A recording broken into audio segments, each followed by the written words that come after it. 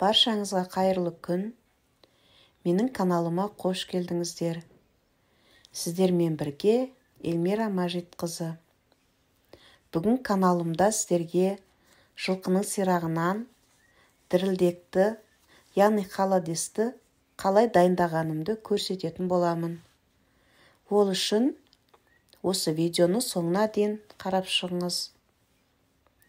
Ең алдымен жылқының сирағын терісін сыпырып, балтамен ортасын шауып, жолдасым дайындап әкеліп берді.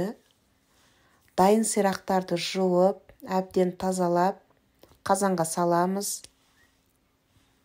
Және сирақ батып тұратындай етіп, үстіне салқын су құйып, кішкене тұз салып, бір қайнатып аламыз. Бір қайнағаннан кейін көбігін алып, ішіне 2 жақ сүйектің жақ етін салып, баяу отта 6 сағат қайнатамыз. 6 сағаттан кейін сүйек пен сіңір бір-бірінен ажыраған кезде табаққа түсіріп аламыз. Міне көргендеріңіздей барлығын табаққа түсіріп алдым. Енді бір 15-20 минутқа салқындатып қоя тұрамыз. Осы кезде қазандағы сорпамызды сүзгіден өткізіп, екінші табаққа құйып аламыз. Міне сүзгіден өткізіп алдым. Енді қазанымыздың ішін жуып, бір шайып аламыз.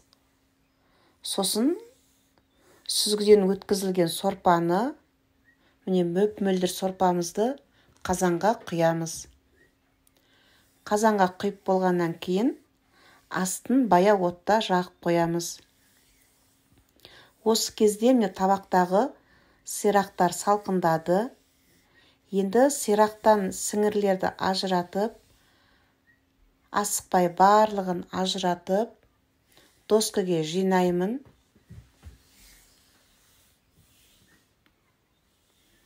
Міне барлығын доскаға жинайым. Турауға барлығын дайындап,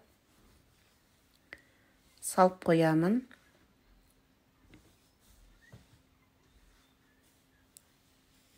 Алдағы уақытта сіз жасап көрмеген, сіз білмеген түрлі тағамдардың рецепттерімен бөлісетін боламын. Қалай дайындайтынын көрсететін боламын. Ол үшін менің каналыма тіркеліп, менің салған видеоларымды үзбей қарап отырыңыздар. Және лайк басып, өз ой-пікірлеріңізді қалдыра кетіңіздер. Міне сіңірін барлығын асықпай ажыратып алып жатырмын.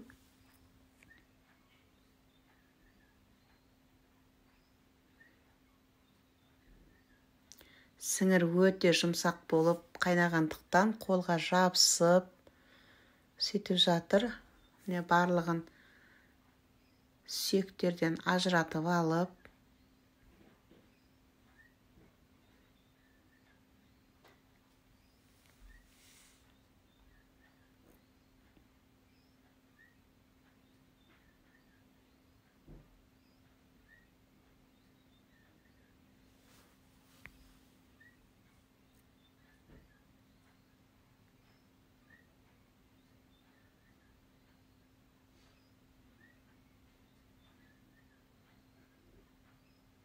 сіздер де осы рецептпен жылқының сирағынан дірілдек, яғни халадес жасап көрсеңіздер болады.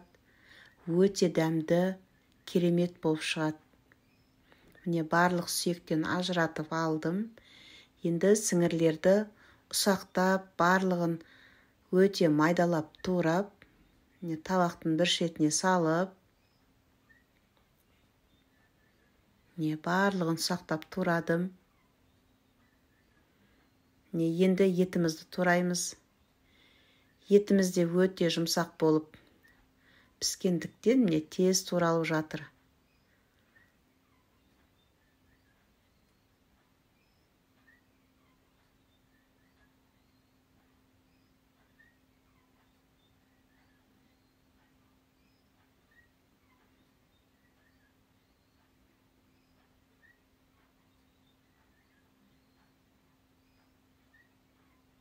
Етті де турап табаққа салдық.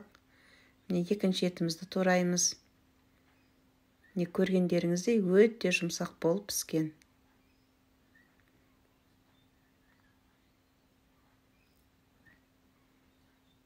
Барлығын ұсақтап, үстінен тағы да майдалап, табаққа салдым.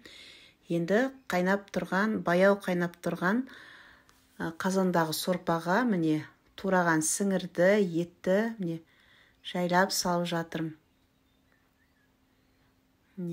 Барлығын қазанға салдым.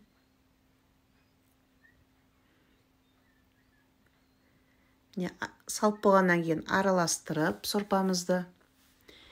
Енді дәміне қарай кішкене тұз саламыз.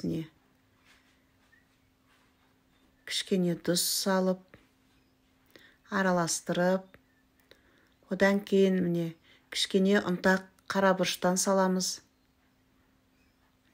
Шамалап салып,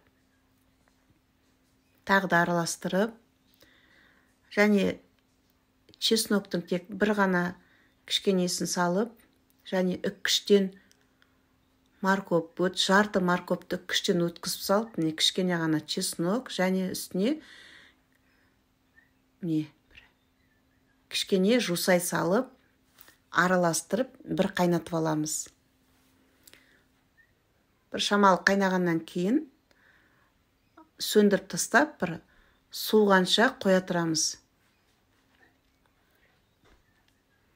Суығаннан кейін осындай ыдыстарға барлығын бөліп құямыз.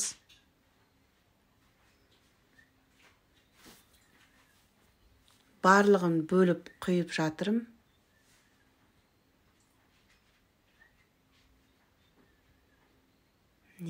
Ыдыстардың барлығына бірдей қылып құйып.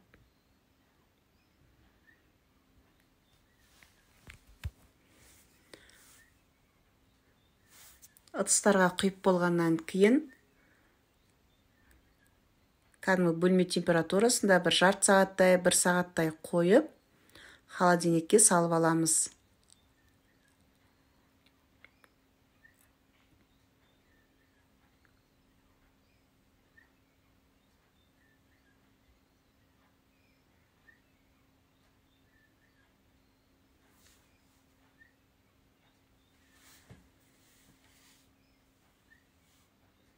Ыдыстарымыз дайын. Енді осыны бөлме температурасында бір сағат қойып, холодильникке салып, холодильникте жарты сағат тұрса болады. Болғаннан жарты сағаттан кейін холодильниктен алып, дәмін көріп жей берулеріңізге болады. Көргендеріңіздей, асты өте мөп-мөлдір, холодец дайын болды. Арасына сорпасына ешқандай артық ештеңе жоқ. Тұзы, бұрышы, кішкене марков, чеснок және жусай, дәмін келтіретіндей қылып жусай қостық. Холодесіміз дайын. Сізде осы рецептпен жасап көрсеңіз, өте дәмді холодес шығады. Ас болсын.